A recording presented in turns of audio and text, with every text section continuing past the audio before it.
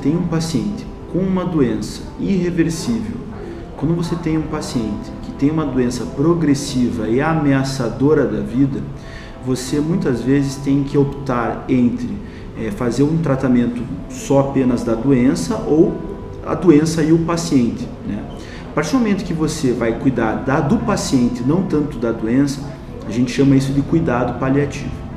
Dentro do cuidado paliativo, você vai respeitar o processo natural da vida, o processo de morrer.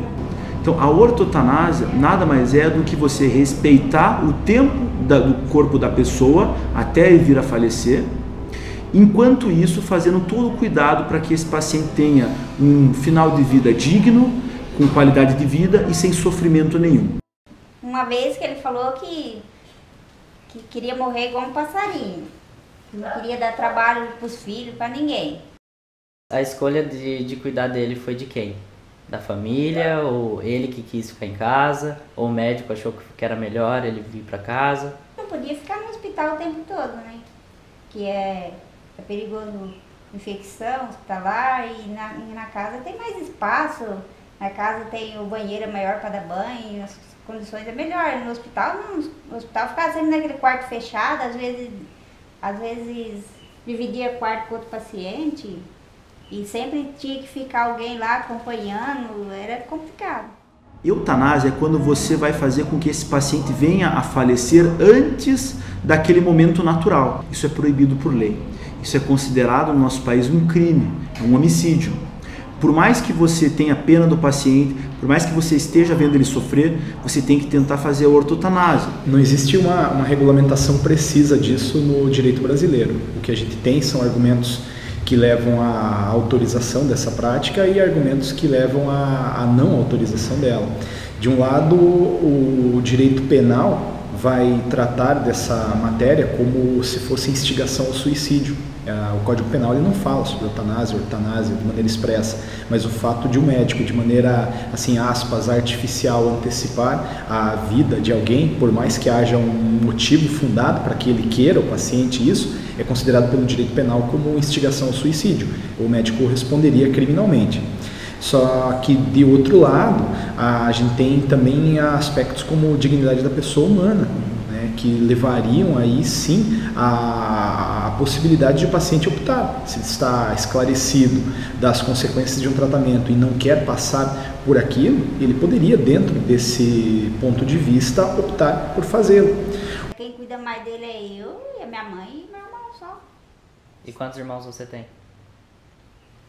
Eu tenho 6 irmãos, mas é igual diz aquele ditado, né, que um pai trata de 10 filhos e 10 filhos não cuida de um pai. Se fosse eu usasse um aparelho, até eu concordaria que o médico desligasse, mas para outro paciente eu não mandaria desligar não, ainda mais com meu pai, jamais. Mesmo se isso fizesse ele sofrer mais? Não, questão de sofrer mais não, porque se ele já estava sofrendo, tentar reanimar e tentar fazer com que ele viva mais, eu acho que não ia fazer sofrer, a gente só estava querendo que ele vivesse, não tá? Mas e se para ele viver fosse a mesma coisa que sofrer nesse caso? Aí já não sei, né? Aí ia depender também da decisão dos médicos. Se os médicos não falassem, não tem mais o que fazer, aí sim, mas eu decidi de mim falar, não faz nada, deixa ele do jeito que tá, isso eu jamais faria. O paciente, ele é o dono do próprio corpo. Você como médico, ou você como cuidador, você está exercendo uma função de ajuda, de auxílio. Mesmo que você tenha mais conhecimento médico do que aquela pessoa que você está cuidando, e mesmo que você tenha todo o conhecimento científico, técnico, teórico, a mais do que aquela pessoa, você está ajudando aquela pessoa. Você não é o dono daquela pessoa. Então, o paciente ele tem o direito sempre de escolher o que vai ser feito ou o que não vai ser feito para ele. O papel do médico é sempre de orientar. Então, o médico ele vai dizer para o paciente, vai explanar de uma forma que o paciente entenda o que vai fazer mal e o que vai fazer bem a ele.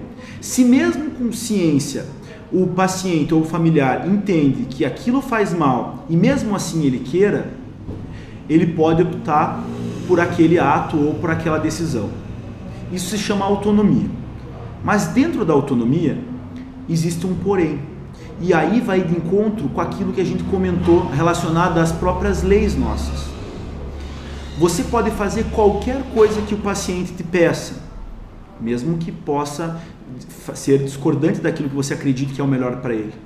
Mas você não pode ferir o Código de Ética Médica e não pode ir contra o nosso Código Penal brasileiro. Então, mesmo que o paciente fale para você, doutor, eu não quero mais viver, eu quero que você injete uma injeção de cloreto de potássio na minha veia, a minha autonomia, o corpo é meu, eu quero que você faça isso comigo, o médico não pode fazer isso. É nesse momento que o médico não pode respeitar a autonomia do paciente. E da mesma forma a distanásia. Doutor, eu quero que você fique me reanimando, ou a família mesmo fala mais. Eu quero que você reanime, eu quero que você faça intubação, coloque na UTI, eu quero que você faça de tudo. O médico tem condição técnica de saber que isso é errado. E se o médico fizer isso, mesmo que seja a vontade da família, você não pode fazer, porque é contra o Código de Ética Médica. Agora, fora isso, o paciente tem completa autonomia de decidir a vida dele. Se você soubesse que a vontade dele fosse não ser reanimado e, no caso, partir, tentaria reanimar? Eu tentaria reanimar, mesmo que se ele tivesse falado antes, que podia, se ele tivesse morrendo, podia deixar morrer, que eu não deixaria mesmo. Porque eu tenho certeza, se ele, como meu pai, se visse eu morrendo, ele tentaria socorrer de todo jeito, eu mesmo faço por ele. Da mesma forma que o paciente tem autonomia também de poder optar aonde ele vai passar o resto da vida. É claro que em livros de medicina você tem muito claro as indicações médicas de quando o paciente precisa internar ou não. E você vai explicar isso para a família. Olha, o indicado aqui pela parte médica é você tratar dentro do hospital esse problema. Mas aí o paciente ou a família pode dizer assim, eu sei, doutor, mas eu não quero ficar longe da minha família, eu quero estar dentro do meu quarto, eu quero estar na minha cama, eu quero morrer em casa. O médico vai prender esse paciente, vai amarrar na cama e não vai deixar? Não. Vai respeitar e vai poder deixar sim o paciente ir para casa, ficar em casa até os momentos derradeiros da sua vida. E isso nada mais é do que você dar dignidade para a pessoa no final da vida.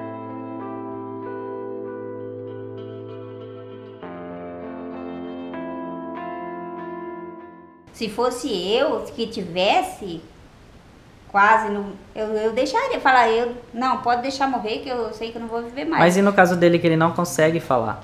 Então, aí eu lutaria por ele, porque eu não sei se ele quer viver ou quer morrer, então eu tenho que lutar por ele. Não é decisão dele, se ele falasse, não, me deixa morrer, eu deixaria, mas se ele não tá falando, eu tenho que lutar. Mas isso não entra um pouco a questão de egoísmo, aquela questão de não perder o que você tem, não perder o que é seu, no caso seu pai, pensando em você e não pensando nele? Não, eu não estou pensando em mim, eu estou pensando nele, eu quero que ele viva, eu não quero que ele morra, não é egoísmo. Egoísmo que eu sei é a pessoa tá lá sofrendo, aí eu chego e falo, deixa que morra, esse que é o egoísmo.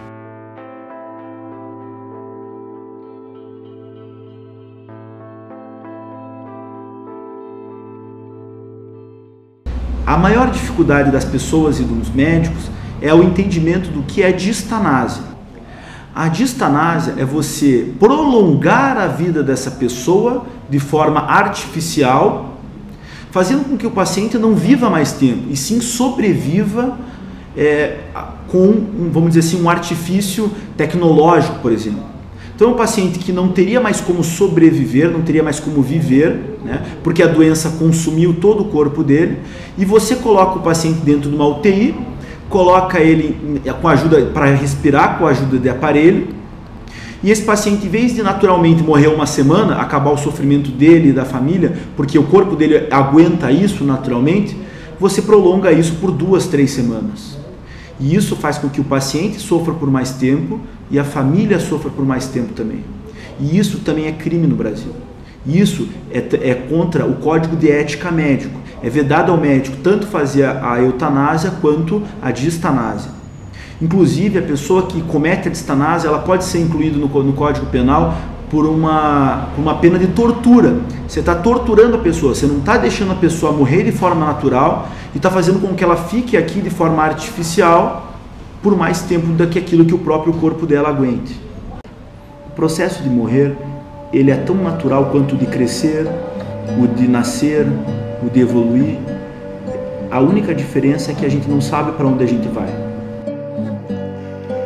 A vida nos ensina a viver e também nos ensina a viver sem vida. Dizer adeus às pessoas que amamos, às pessoas que sentimos falta, é um desafio pelo qual devemos passar, mas tirá-las do nosso coração é um ato que não podemos suportar.